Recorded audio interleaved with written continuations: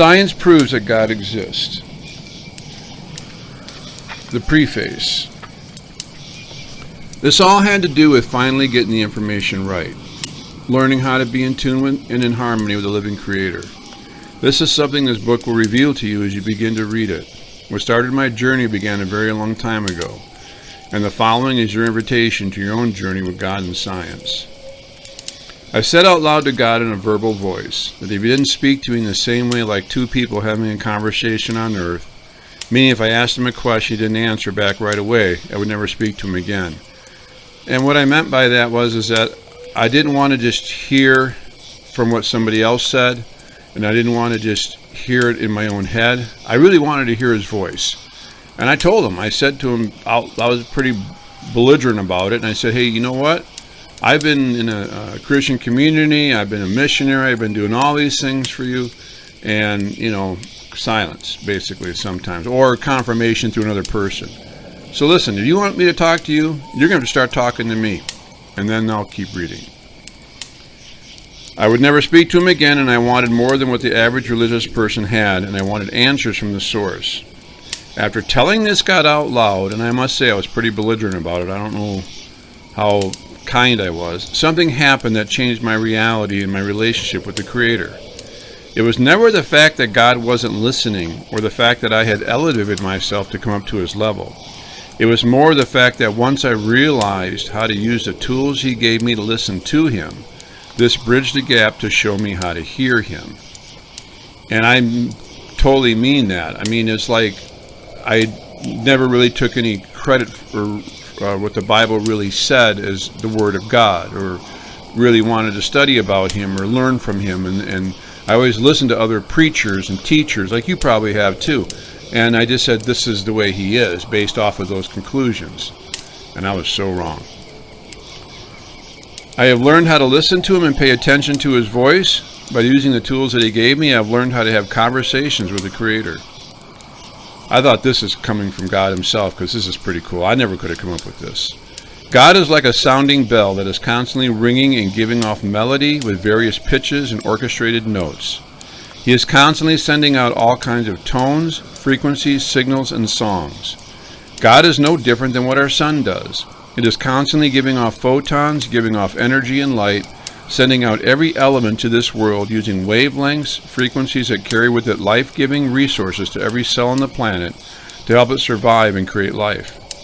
God is always speaking and sending out signals just like the sun. And that just blew me away when I started studying about science and biology and about the atom and about quantum physics and all the different things that had to do with double-slit experiment. You're going to learn about that from this book. But there's one constant thing in there, that God never was quiet. It was the fact that I listened to the wrong signal or the wrong noise or the wrong hertz. And I'll teach you about that, what I learned anyway. If it applies to you, then great. Why we don't hear Him is because we don't use the tools that He gave us to hear what He is saying. When we focus our hearing by listening, it strengthens and energizes us with purpose. I am more in tune with the universe and my reality by having conversations with God. I am more in tune with life, not just spiritually and not just dimensionally in this reality, but I feel a connection with my purpose and design in the universe. There are many people who may have had a glimpse of what God was like. There are many intelligent people who are masters in their field of study that we highly redeem in this world and expect. People with names that you might be familiar with are Tesla, Einstein, Galileo, Mozart, Bach, Leonardo da Vinci, and all these knew that there was more than what they were offered in knowledge and information by society. Each person may have had one piece of the puzzle to a mystery or became a genius in their field of study. They were disruptors who challenged the truths of their day. Tesla is a good example of this, and someone I admire very much. He studied vibrations and frequency. He put his focus on questioning why it all worked. The outcome of Tesla's life, whether he was successful or not, is a debatable question. Tesla made statements about numbers that could unlock the mysteries of the universe. And he did say this. It's a statement. If you want, you can look it up on YouTube yourself. He said that if you look at the numbers 3, 6, and 9, you would have the keys to the universe. And I'll give you a little bit of insight about that. If you look at those same numbers in the Jewish traditions of what they use, what we call a gematria, and you'll learn about this in the book too, that those numbers have something to do with God himself. And that's the thing that I've been learning and putting together the two things, that our God is a Jewish God. And he's also a God who is a very big mathematician. He was into multiplication, he was into subtraction, he was into division, he was into even in the quantum realm and in the maximum realm. I'll keep going. Did he understand about the gematria and how factually important it was to the Jewish culture? And this is what I'm talking about, Tesla now, and the origins of God himself. The book explains this relationship of numbers and math with near-perfect ratios that are important to God. You're going to learn, I'm going to go off of the tangent here, things about like golden ratios, how the human being was designed in such a way that it actually formed a perfect mathematical equation that was almost in harmony with the rest of creation. And the golden ratio is actually found in everything in nature, from flowers to fish to seashells to even the universe itself. It's pretty cool stuff. The book explains this relationship of numbers and math with near perfection ratios are important to God. During the writing of this book, I learned how the Jewish people studied a mathematical equation that gave every letter of the Jewish language a certain number that would identify it with a meaning and a purpose. And that's the thing I had no clue about. The Jews use this thing called a gematria that assigns a value to the letter as a number. And the numbers add up to a certain thing to form another name or a letter. And it's amazing. And when you start putting it all together and according to the way that it was originally intended, as it should have been written, like, say, from the Torah or from the Deuteronomy or whatever you want to call it, it has a different meaning than what our everyday present translated Bible would say, I would guess. Not denying the Bible. I'm just saying that it adds more to it. More deeper, let's put it that way. Let me give you an example using my own life and history. We are all born into a world that is new to every born child. The world then becomes whatever our parents teach us. We are all born in the same manner, raised by parents, whether they're Mormons, Christian, Jews, Catholics, or tribal people, that pass on to us their culture. We learn who their gods are. We learn how their religion works. We learn how they do things. We learn how they observe their traditions. Some of us who are fortunate enough go to school and learn another way of what the world says about our reality. Now we have the world saying that these facts are truths, starting with our education. And now here's my example, and especially this book was written 2 years ago from today, but more than ever now we see how education is forming and values and changing ideas, and even down to the gender. Is not the right way that the world is teaching us, and I learned that a long time ago, back in 1960. Here's my example. Many years ago I was an amateur astronomer and I loved it. I would go to the local bookstore and pick up their monthly magazine, Astronomy. I even built my own telescope studying the articles from the magazine. I loved the articles, but they spoke and believed everything they said was factual when reality was only theory. The magazine said that we lived in a closed universe because of the Big Bang Theory. That there was a focused explosion emitting outward, everything went out to a certain point and then started to collapse in on itself.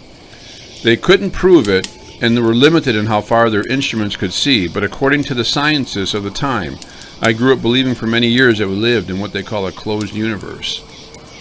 I believed in evolution, Big Bang, dinosaurs. All their theories, they said, were facts because of what the schools taught me. I'm not blaming the schools, but I'm saying the curriculum that they passed on from generation to generation was wrong at the source, and passed down this knowledge believing it to be true, but when reality was just a theory and not a fact. Today, with our more scientifically sophisticated instruments, knowledge, and devices, we can now see farther and measure deeper. We are proving that what we are taught from history is not always the truth. The things that I grew up with in childhood, assuming them to be fact, were not factual at all. Instead, it was just noise. What I call noise, and what I have learned what God calls noise, is something you will learn from reading this book. And there's a very unique perspective you need to understand here, that noise is chaotic beat. Harmony and melody with God is not chaotic beat, but it's frequency that's defined. It's a solid, constant tone that has no interruptions. Now, this is the scientific side of that frequency. But when you apply that same principle to noise, then you can use Twitter, Facebook media, social media, narratives, all these things as noise. And this disrupts your pure thinking about what you can really think about God. And it applies to you and how you react to God and how you react to your fellow people. And it actually forms you. And I'll teach you later on how this input or this information you're receiving today is going to change your viewpoints whether you like it or not, because that's the way it works. That's the way it was designed by God. I grew up believing that we lived in a closed universe. By introducing the Hubble telescope, which we can see further and more distance than the measuring tools of the past, our scientists are saying we live in an open universe or flat universe. Here is a definition of the theory that may be in the 20th century that is known as the closed universe.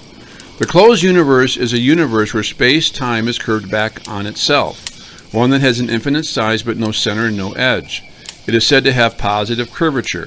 Another model of the universe is known as the open universe. This is a model of an infinite universe involving curved space-time, which does not curve back on itself. It is said to have negative curvature and expand forever. Now this is the cool thing. I like this chapter. I like this preface. I'm going to read this. A whole new concept looking at how things work in the universe is possible because of new technology and understanding. Why? Because they have better tools to measure it with and see clearer than their theories did not match up with their historic evaluations. All of this is possible based on the new information that they are now receiving. And that means that information that is updated changes the history and the past of information you received, and it changes the truth. So I'll keep going. The facts that they declared during their discovery using crude instruments were indeed not facts but noise. Noise is something that is not in tune, something that does not flow with the music as harmony. Noise can be regular fluctuations that accompany a transmitted electrical signal but are not a part of it and tend to obscure or distort it, and that's why they call it chaotic beat. Noise can also be a loud and overpowering influence on the value of information. Noise in the spiritual sense could also equal disobedience to divine law, such as sin. Noise that the rest of the majority said that is indeed a fact. Noise can also be declared theory by scientists who operate on guesses instead of investigating the truths. The scientists, the school education department, and the populace went from theory to fact in their delivery and teaching. In general, a scientific law is a description of observed phenomena. That's basically when you first learn about science, you learn that there's theory, fact, and the theory is meant to do experiments until you can prove that what your theory is or your hypothesis is becomes a fact, and then you can state it as a fact. But back then they just jumped to the fact that we're just going to bypass the theory and say whatever we believe is the fact. So what we're doing today in this 21st century is not no more really different than what started happening in the 70s. Or the 60s, or even beyond that. In general, a scientific law is a description of an observed phenomena. It doesn't explain why the phenomena exists or what causes it. The explanation of phenomena is called a scientific theory. It is a misconception that theories turn into facts with enough research. In science, laws are a starting place. From there, scientists can ask the questions why and how. Many people think that if scientists find evidence that supports a hypothesis, the hypothesis is upgraded to a theory. If the theory is found to be correct, it is upgraded to a fact. We're even beginning to learn about black holes, how they interact with galaxies, and how they sing. We are constantly learning new information because we now have different tools to measure evaluations. A fact that has always been there in plain sight, something that is so obvious to the average person once they look for the answers. The Bible already recorded what scientists are now discovering as factual truths. The book will explain and show you that everything we hold true as fact and knowledge first came from the Bible, the teachers of the law, and the Jewish people who studied God's Word. Things like blessings and curses that first originated in the beginning of time before the Garden of Eden was created. Blessings and curses are just some of the many examples that show how heaven operates. And I want to add in here, the reason it's important to understand what happens in the spiritual, because the spiritual affects the physical and the physical affects the spiritual. There is no division. They both go hand in hand with each other. So your spiritual life affects your physical life. Your physical life affects your spiritual life. And that's just the way God made it. And these are just the facts. I mean, I really studied the scriptures and I studied the Judaism, and I asked a lot of questions when I wrote this book. There are certain innovators in this life, people that were chosen to receive information, mysteries, or discoveries. These are normal people who may believe that they were chosen by God and destiny, or just believe that random events happen by random generic choice, were engineered to be an intelligent being. But here's the one thing I want to challenge you with, something I have learned from writing this book. Everyone is important in the eyes of God, and everyone has a purpose and a destiny. Just because you're not a Moses, just because you're not an Aaron, just because you're not a Tesla, just because you're not, I guess we could even say an Elon Musk or whatever, doesn't mean that your value is lessened because you don't have the knowledge, or you're not recognized by the world or recognized by a group of people. You, in the eyes of God, have value. And you're going to learn in this book just how much value you have. And God does not partially look at people at all in separation. He looks at people as a whole, and he gives them purpose. It's when we choose not to listen to his voice, we choose not to listen to his sound that he's giving off, is then our purpose becomes muddled, and like a chaotic beat gets distorted.